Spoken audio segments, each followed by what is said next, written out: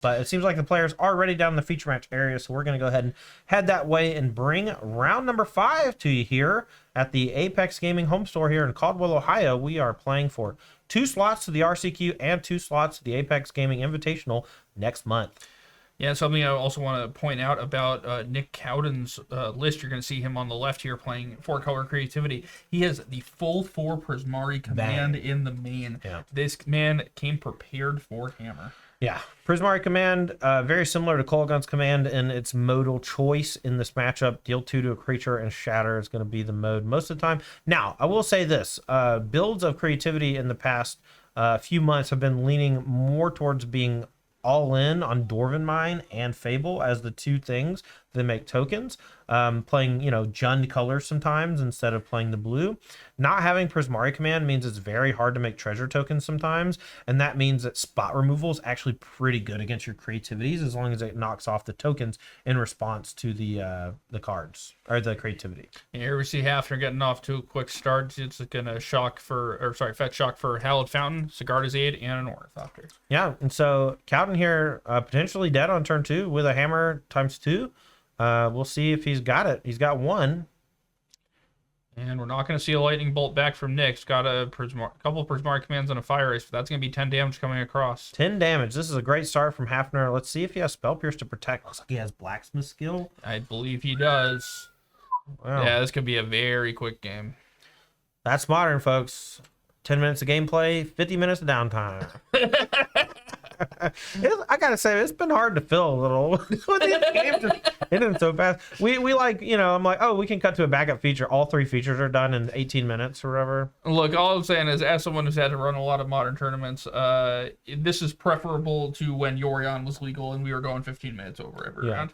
All right, the second line here for Cowden. Now, this threatens Ice to tap down Ornithopter, but that's a Beseiju as well. Which means Nick's going to have his choice of what he wants to do here, but Blacksmith Skill is going to say, no, sir, and we are off to game 2.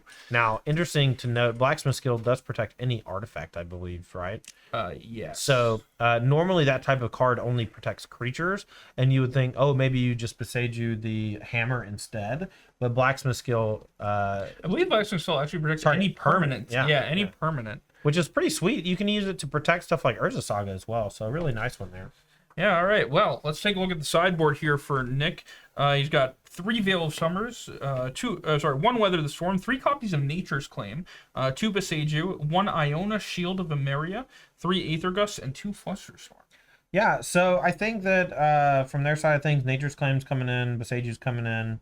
Nothing else really jumps out at me. Obviously, Veil Summer, Flusterstorm just don't really do a lot. So I actually think that it's possible that you might want a copy of Iona in this matchup as well. Iona on white seems okay. I think Archon is just good enough, though. Yeah, Archon's probably going to be good enough. It depends on what you necessarily think that your opponent might be bringing in. Sure. But that's one that we might see in a potential game 3.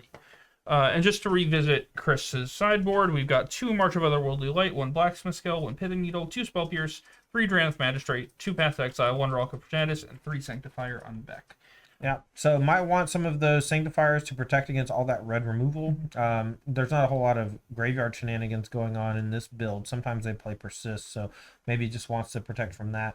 Might not even know what they're playing against, though, right? Just because they only saw Fire Ice, they didn't even see Fire Ice. They just saw Beseiju. Yeah, Chris could just be in the dark here.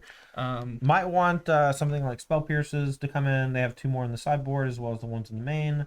And then Blacksmith Skill probably coming in because they know there's some removal from the other side. Right, but they may not necessarily know that Nick is on creativity. I think if they did know that, they'd probably want the Spell Pierces and the Path to Exiles. But you're right in that there's no graveyard package out of Nick's deck. We are not seeing this be the Bitter Union Persist version. This is just straight creativity with a Transmogrify as well. Yeah, Shredder String called it, though. He said, watch Hammer come out and have the nuts twice in a row. Well, you're 50% right. They had the nuts on game 1. Oh, he's called, here come the nuts again. We'll see what happens. All right, Nick Cowden going to be on the play here for game number 2. They're both drawing their opening hand. Looks like a bunch of lands and a Mana Leak and a Beseiju. Probably going to throw this one back. I don't think I saw a second spell in the grip, but Called Beseiju kind of act like spells, so maybe it's worth keeping. Yep. We'll see what Nick decides to do. It's not necessarily proactive. All right. Hafner going to throw his hand back. Didn't look like it was that good. Very land light. You got to be proactive when you're playing a deck like Hammer. You can't keep reactive hands with no threats. You can't keep Spell Pierce only. You know, you can't keep a bunch of blacksmith skills without creatures to protect. You got to have a nice balance of protection, threats, and mana. All right, we'll see if the 6 is better on Hafner's side. All right, looks like we have Springleaf Drum, Hammer, and a bunch of lands. So it looks like we're going to 5. And you got to be cheering if you're in Nick Howden seat, right? You got blasted in game 1. Yeah, I mean, this is definitely what you like to see if you're Nick. I mean, the flip side of that is that Nick did not keep a hand that's going to put an Archon onto the board quickly. So he can't necessarily punish quickly, but we'll see if the reactive nature of those Besagus in the Mana Leak is able to buy him enough time. All right, putting 2 cards back. Looks like we got some lands, a Spell Pierce, a Blacksmith Skill. Curious if there is a creature in there. Going back Nick Cowden's way, going to fetch probably a Triome. A pretty common play these days. Going to go get, I believe that's a Ketria. That is indeed a Ketria Triumph. All right, and Chris looks like he's got a couple blacksmith skills, Spell Pierce, an Inkmoth Nexus, and a Plains. Okay. Cowden's way. Shocks a Blood Crypt. Going to go down to 17. Let's see if there's a play. Nope, just going to hold up Fire Ice or Besage. And Nick did pick up an Indomitable Creativity and a Prismari Command off the top. Yeah, a lot of good reactive elements from Cowden here. So Hefner, if he ever goes for it, probably just going to get all the creatures blown up. And this could be a good time to actually bait if you're Cowden. You know? Oh, wow. And Hefner just immediately puts in the graveyard. So now Cowden might think the shields are down and go for the creativity and then just run head first into Spell Pierce. Yeah, that was a very interesting sequence there from Chris. Just opting to not Spell Pierce back here, which may indicate that he might know what Nick is on. Yeah, well, definitely knows now after seeing, you know, Blood Crypt plus Ketria Triumph. It's pretty evident. But, yes. Now, if you're Cowden, do you keep waiting? Do you run into Spell Pierce? It was so quick. Hafner put the bait out there, and Cowden didn't bite. Inkmoth Nexus, not really that scary without a Sigardizade on the table, but it's going to get fired up anyway. See if it comes in. Not a whole lot else to do with the mana. What you might see here is you might see Nick go for a Prismari Command on end step and make a treasure token in addition to killing this Inkmoth Nexus. All right, if that's the case, it might be Blacksmith Skill time because then you can't really use the Spell Pierce. Maybe a Spell Pierce because the treasure just makes it so the creativity is a lot more hard to interact with just with Spell Pierce. Yeah, notably, Prismari Command does target the player to make the treasure as well, so it's not going to counter the entire spell. But we are going to see Chris here opt to protect his Inkmoth Nexus. Oh, it looks like he chose the loot mode and not the treasure. Okay. So we're going to be discarding a Besage and Archon of Cruelty, but again, we don't have the persist in this build, so it's not that scary when it's in the graveyard. It's not that scary when it's in the hand either, but... Yeah, and it looks like Nick's going to go fetch a Dwarven Mine here, which means we may see an incoming creativity, and that would be good news for Chris, who still has that Spell Pierce. Yeah, and he could be paid off for that patience. That Spell Pierce is just sitting in hand, waiting for the perfect target at the perfect time. Cowden played around it the first time, draws a second Archon, so that means he's probably going to have to go for it, because otherwise, if he draws a third Archon, the cards in his deck don't work anymore. Yeah, Cowden is only playing 3 Archons today. All right. Goes a little bit dangerous, but goes for the run in 6. We're going to tick up and get a land back. Spell Pierce can't stop that because we got 2 mana untapped. Scalding Tarn is the grab and the play.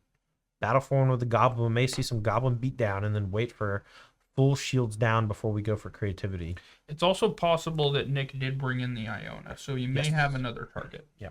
So it's a good point. So now creativity for 2 threatens having both of those large monsters in play, and I believe next turn he's going to be able to do it for X equals 1 and still be able to pay for Spell Pierce. After draws for turn, looks like an Esper Sentinel. Yep, going to go ahead and deploy that. Let's see if Cowden has a response or wants to interact with it at some point on the end step. Blacksmith Skill, Spell Pierce, and Hammer in hand. All right, and it looks like Nick's going to go fetch again. It's likely going to be another Dwarven Mine here, and it is. Esper Sentinel doesn't really match up that well against Dwarf tokens, huh? Not without a hammer to back it up. Yeah. All right, another Dwarf coming in. Do you want to instep anything? The answer is no. Untap. Go back Cowden's way. Esper Sentinel, also not a big fan of red and 6. Yeah, that's true. We're going to tick down and kill it. We're going to zap you for 2. I think we drew a fetch line for turn, so we can play that and just play max protect. I feel like this is a pretty fine line for Cowden. If he wants to continue playing defensively and playing around as much counter magic as possible. And just wait until Hefner is just completely dry. It looks like he's going to pass the turn back. So now Cowden can use Prismari Command to loot and make a treasure. And then that should help him play around Spell Pierce easily. And give him a target that's not vulnerable to spot removal of any kind.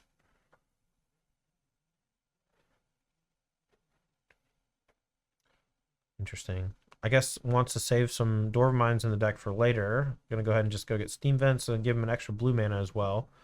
Go along with that Catcher Triumph. Picks up another Steam Vents for turn. Might get pretty close to actually just casting this Archon that's in his hand. Yeah, that's true. Decides to pick up the Beseiju. I think has the Zagoth Triumph and the Blood Crypt, so it has the ability to play. Sorry, that's not Zagoth Triumph. That's the Jund land. What's it called? Zeator's Proving Ground. That's right, Zeator's Proving Ground. So we draw Sunbait Canyon here for Hafner. It looks like we're going to go ahead and pop that and draw a card. Looking for a threat. It doesn't die to Ren. Finds Relic of Progenitus, and we talked about this. This card actually has very little effect in the matchup, but we do see Chris bring it in because some of these decks do play Persist. Yeah, and also, it showed up a little late this game, but it does have some value turning off the Ren and 6 as well. Yeah. Get rid of those lands, or, if somehow Nick were to emblem and the game didn't immediately end, then could have some use there as well. All right, so Cowden here. Gonna fetch EOT. Let's see if has any plays. Got the third Dwarven Mine, looking for a Dwarf token. Chooses not to play anything in a turn, even though he has Prismari Command and a ton of other stuff. Just being very patient. No need, really. Yeah, we may just see a hard cast Archon here. But first attack for 3. All right, down to 11. Now, Cowden can get a fetch line back, play it, crack it. Go get another Dwarven Mine, right? There's no Wrath of Gods on the other side, right? Yeah. What's the downside? Not really sure what you'd be playing around. Casting Archon seems like a great play here, honestly. But, creativity for 2 is also fine. Like, I don't think Hafner really has many outs no matter what happens. Like, I don't know. Just doesn't seem like Hafner's draw really lined up well with Cowden's. Just not a lot of pressure. Cowden able to just hit a bunch of land drops and play complete control. His hand is just like 3 removal spells too, Yeah, I mean, it's certainly not a great start even off the Mulligan to 5 for Chris. It just wasn't able to find any creatures, wasn't able to develop pressure. That Stoneforge Mystic got mana leaked early game. It's how you drew it up if you're Nick.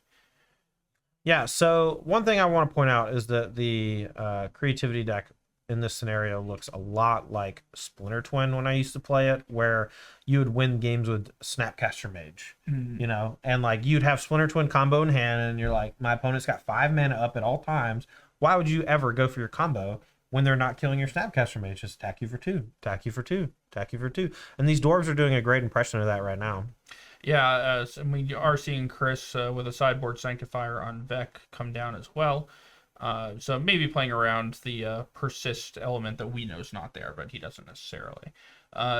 Yeah, I actually played an early version of this 4-color creativity deck earlier this year. This was actually pre-Luris ban. It was the Teferi version.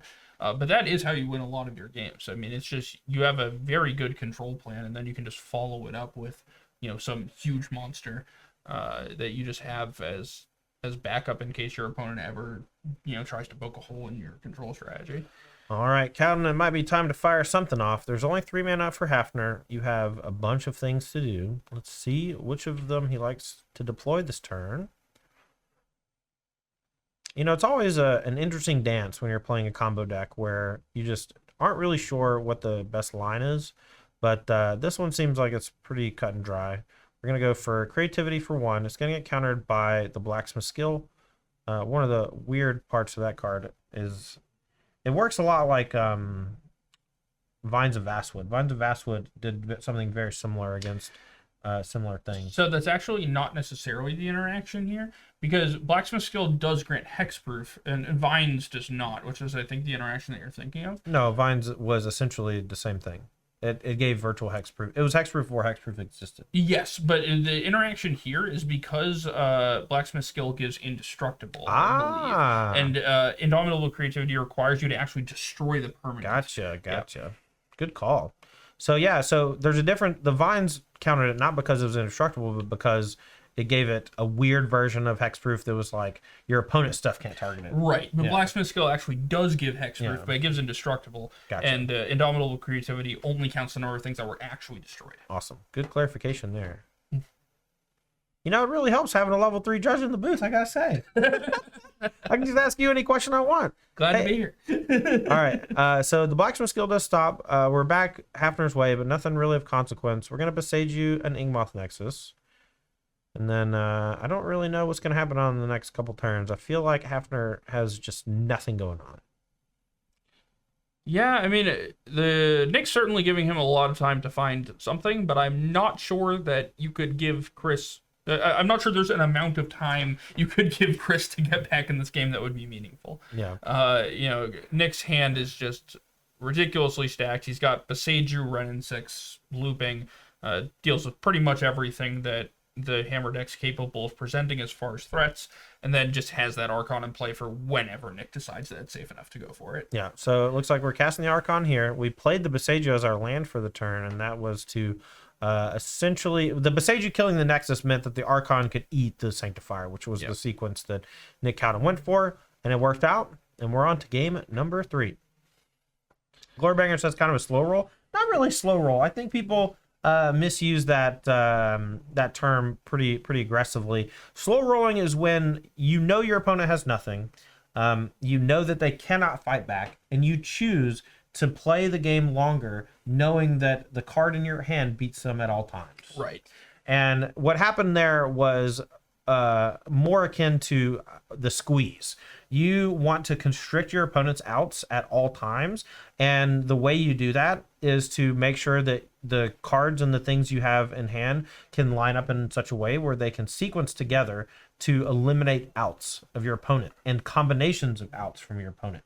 Now, 1 card outs happen all the time in Magic, but one thing that people don't play around enough is 2-card combo outs. Yeah. And by playing slowly, by being very patient, you're playing around as much stuff as possible, and I think he just played it well.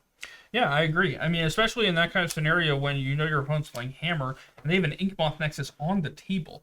It's very easy to imagine a scenario where you would have tapped out to cast that Archon, they sacrifice the Sanctifier on Vec, and then animate the Inkmoth Nexus, path your Archon, and kill you. Yeah, and with 3 or 4 cards just sitting in hand the whole game. Yeah. You have to imagine that there's some combination of things that do kill you, and if you play around enough of them, you just essentially go from a 98% victory to a 100% victory. And I think that it's important to understand that those 2 percentage points are where you separate the truly great players from good players. Exactly, and that's why these players are undefeated so far today. Yeah. And I'm sure that's part of the reason why Nick is 4-0 with this creativity deck. Yeah. Correct me if I'm wrong, Nick's on the leaderboard, right, Taryn? Yeah, Cowden is a good player. He's around a bunch. So we are here for game number 3. Let's see if it's as fast as game 1 or as slow as game 2. Hafner on the play with a Relic of Progenitus. Cowden matches with a Scalding Tarn. Sunbait Canyon's the play on turn 2 for Hafner. He's going to take a damage to play Sanctifier and Vec. Nick Cowden might have trouble killing that thing. Protection from red means protection from almost all the removal in his deck. Yeah, I'm actually not sure that Nick has a way to get that off the table. Yeah. Short of an Archon of Cruelty. Would you say that's a leak in his game? The Sanctifier and Vec has been very impressive to me over the course of like the last year and change since it's been legal. It's one of those cards that will never get banned, but will always be prevalent and powerful in the sideboard of white-based decks. because it has so many abilities for so little investment. It's difficult to kill, handles things involving the graveyard, and honestly, it's just one of the nuttiest sideboard cards I've ever seen. Yeah, and here we see an early Relic of Progenitus as well, and that's going to do a decent job of checking this Renin 6 in Nick's hand. I wouldn't be surprised to see that Renin 6 come down here and just get the one land back, and that is indeed what we're going to see. Yeah, but it's not going to happen again. Yeah, but that Relic is going to play major havoc with the game plan for the rest of the match. All right, back Hafner's way. The Renin 6 does gain that one card, so it did refresh itself. We got Springleaf Drum. We got an attack for 2. We're going at random. We're going face. We're going to go face. Yeah, I guess Chris is just willing to let this Relic do the work here as we see Nature's Claim picked up for Nick. Well, Hafner might have a cool play here. It plays Inkmoth Nexus as land for the turn, and as the Springleaf Drum in play, has a Spell Pierce in hand, so it can animate the Nexus and then tap it for blue and then Spell Pierce. So it might be a surprise Spell Pierce here against Cowden. Third land for Cowden. We're going to shock Steam Vents. Going down to 14. Renin 6 going to tick up no way to do anything about it. And we're going to go back Hafner's way. He's going to sack Sunbake, end of turn. Going to draw look like another hammer. And I think with Sigarda's Aid in hand, this could be the end of the game right now. Let's see if Hafner can put it together with a Spell Pierce backup. I don't believe that you would have mana to both... no, with the Springleaf Drum. You may have everything rolled up here. Well, I don't know if we can activate the Nexus and play 3 1-mana cards, right? So we have to play 1 for the Nexus, tap it in the Springleaf Drum for the 1 mana, and then the Plains for the other mana. So not quite. So probably going to play like Sigarda's Aid here with Spell Pierce backup, and then go for the kill next turn would be my guess. Has another Inkmoth in hand, but didn't play this turn. Might have should have played that over the Plains. Yeah, just opted to pass the turn back and not even develop the Sigarda's Aid, perhaps trying to play around a Boseiju. Yeah, that's fair. All right, going back to Sanctifier. Gonna untap. Now, Prismari Command, problematic. Everything else, not so bad. 2 damage coming in. Cowden down to 14. I believe that is Cowden's one of Transmogrify in hand as well, alongside the 2 copies of Indomitable Creativity. So Cowden's got a lot of ways to try to force through an Archon here, but we're going to see if any of them work. You imagine this first one's probably going to get Spell Pierced, but we'll see if he can develop anything else to try to get through these next 2. All right, got an update on the life totals. There's been some fetches and shocks and things, and we're finally getting that updated. It's 7 life for Cowden here after that last fetch to get the Dwarven Mine. And now we have the Renin 6 ticking up to 7, threatening an emblem next turn, but that's not honestly that scary.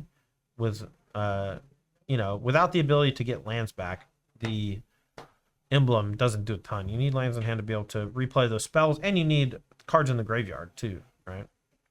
You're going to see Nick drop to 6 here. Another fetch. Yep, and he's doing this now to kind of, I guess, force the Relic pop, because if he targets, there's a chance Hafner wants to just draw a card off the Relic, you know?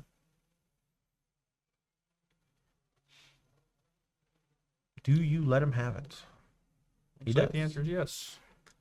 All right, well, if Hafner just attacks 3 more times, can win the game via damage. Nick does have a way to stop that. He can ice the Onvec for a turn or 2. Okay. But yeah, we'll see what happens. Attack for 1 coming. Renin 6 threatening an ultimate next turn. Could be devastating if there's like a lightning bolt and a couple lands in hand, but we know there's only 1 land over there that I can see. And now we'll see if Cowden wants to go for anything. What we might see Cowden do here is actually Nature's Claim the Springleaf Drum on the end step, cutting off that blue mana, and so we don't have anything to play around for the Spell Pierce. All right, we're going to pop the Relic of Progenitus. We're going to draw a card, see if we can find a way to win the game in the next turn or 2 before Creativity or Transmogrify start getting fired off. Ice from Cowden is going to slow down the Sanctifier in Vec a little bit. Yeah, it looks like Chris got a little ahead of himself and probably just went right to combat. Nick says, nope, I'd like to ice that. All right, draws Mana Leak. That one, you know, it might seem a little weird. Like, why would you play Mana Leak in a format where Counterspell exists? But then you look at the mana base and you see tons of lands that only tap for red.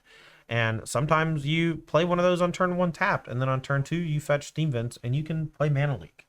And that's pretty darn good. It's a nice defensive measure, and it gives the deck a little bit of interaction from a weird spot. Yeah, creativity, you have to make huge concessions for your mana base in order to play these Sword Mines. Yeah. And so that just informs the rest of your decisions, Mana Leak being one of those. So this game's reminded me a lot of Legacy. Legacy is a format that's played a lot from hand, where, you know, the stacks usually get kind of big, and I feel like we're just leaning towards a game where the stack could grow monstrous in a turn or two. You know, a flurry of Spell Pierces and things like that. With 6 life left for Cowden, though, he's on thin ice. He needs to figure out a way to punch through one of these spells through the double Spell Pierce. It might be a little difficult, but stopping the Sigarda's Aid means that he might actually just be fine. You know, the Inkmoth Nexuses aren't that threatening. He has ice a couple more times for the Sanctifier.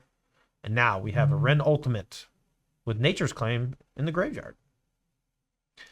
Yeah, the multiple Spell Pierces here from Hafner is going to come into play because because Nick drew his 1 copy of Transmogrify, he can actually play around his Chris having Blacksmith skill by using Transmogrify instead, because Transmogrify actually exiles the creature. Gotcha. But I'm not sure if he's got double Spell Pierce on his radar. Yeah, and double Spell Pierce might actually just tap him out and he might lose the game. All right, so we're gonna activate Nexus. We're gonna tap it for blue for Drum, and we're gonna Spell Pierce. That's gonna force Cowden to fetch to pay, and then the second Spell Pierce from hand is gonna leave the shield down. With a hammer in hand, that means something like Pure Steel Paladin or Sigarda's Aid on top is gonna do it. But decides to let the Spell Pierce just counter it. Leaves open the ability to cast 2 1-mana spells with the Ren emblem. I love this play from Cowden. That's so heads up. Yeah, that's just a great line. All right, Hafner gonna have to find a way to navigate through the Nature's Claim and Lightning Bolt, both at the ready for Cowden. The ability to double claim, I think, is also on the table with 2 lands in hand and the fetch of a Stomping Ground.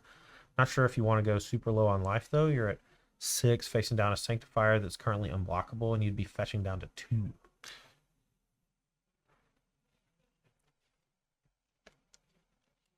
Yeah, it looks like another hammer was the draw for Chris, which is not a help. It's just going to attack for 2. Dangerously close to activating, or just equipping All Natural.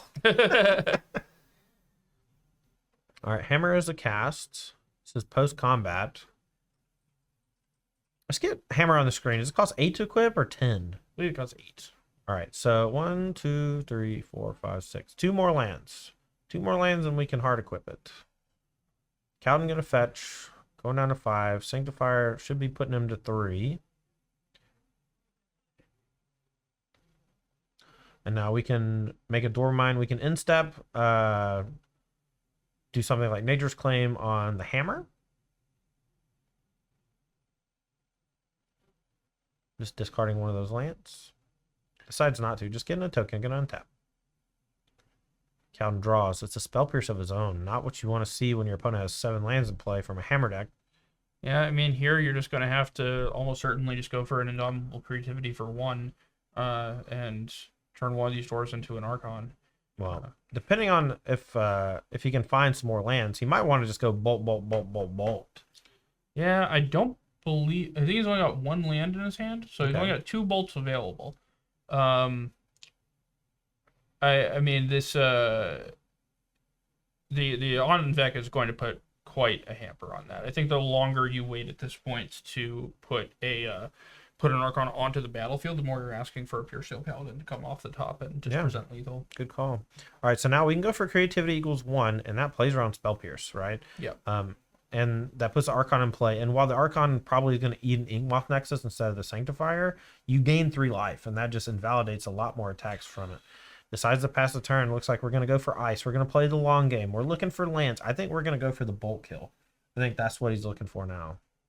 He just doesn't want to get ruined by Blacksmith skill again. That's fair. I think what he actually might be looking for is another mana just so he can put 2 Archons into play. Oh, the Sanctifier Invec actually stops the bolt kill with Ren. Yes, So it exiles it. yeah, Puts it in so the graveyard. never mind on that. Did find another land. I believe it drew a fetch. No. He's thinking about mana leaking the Archon here just to like tap low for Hafner, I think. That might make his Spell Pierce live if he does that. That's actually a pretty cool play. Could just bolt the Sentinel end of turn though. No harm, no foul. Mana leak and Spell Pierce are both kind of dead though. So if you can find a way to squeeze the mana from Hafner and make it able to be forced through, that'd be kind of cool. Just goes to untap. All right, no more ices in hand. It might be time. Might be time to go for creativity for 1 or 2.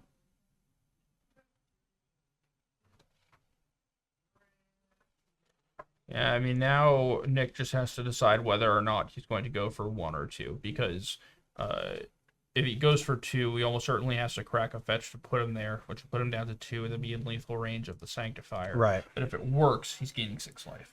Right. Yeah, you just got to play around Blacksmith Skill or play around Spell Pierce. Attacks for 2.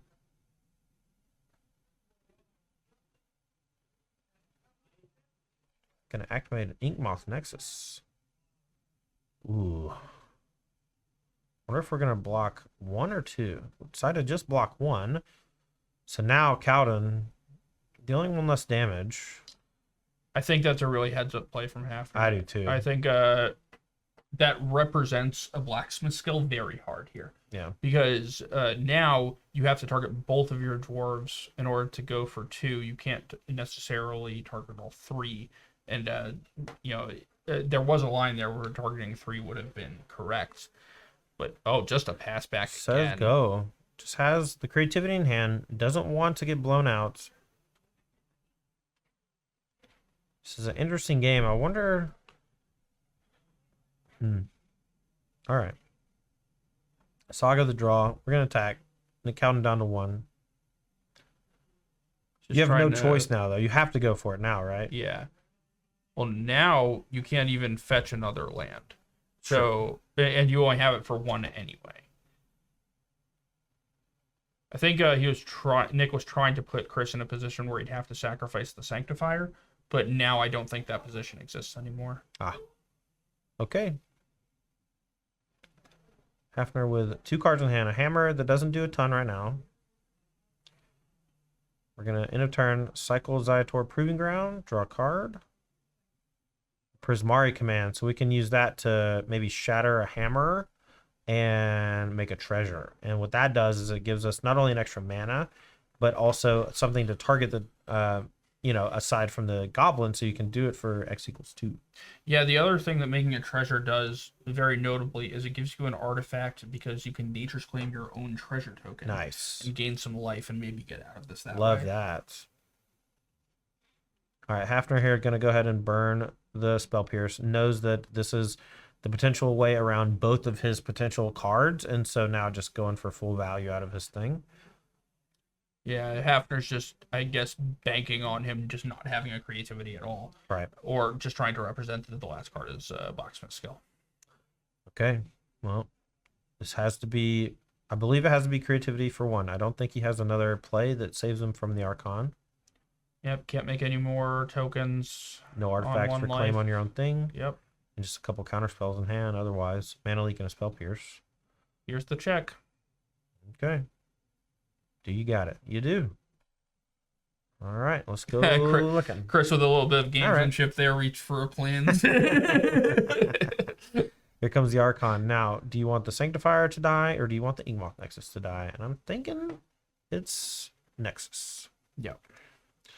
So Nick will gain 3 life off of this, go up to 4. All right, now with that on the stack, though, we can bolt the Nexus. And if that works, then Hafner loses all creatures and has no recourse for lethal next turn with any top deck. There it is. You're going to discard a card as well. Archon of Cruelty. Fitting name. Picks up a second Archon. That's going Bolt to should be be in the exiled, castle, and and the creativity should be exiled. Yeah. All right, cleaned it up. Drew Archon, going up to 4 though now. Fetch land active again. We can get the last Dwarven Mine. Hafner's Way. I don't think Archon is lethal just yet. It's one not short. by itself. Stoneforge Mystic the draw. Usually one of the better cards in the deck, but in this situation, I don't think it's going to be enough. Cowden can fire off a mana leak if he so chooses, and that'll turn off Hafner's ability to make a construct from the saga. Looks like that's what's going to be the line here. Yeah, I mean, at this rate, I think this game's pretty close to over. I don't think Chris has anything short of top decking, say, a Path to Exile that is going to do it.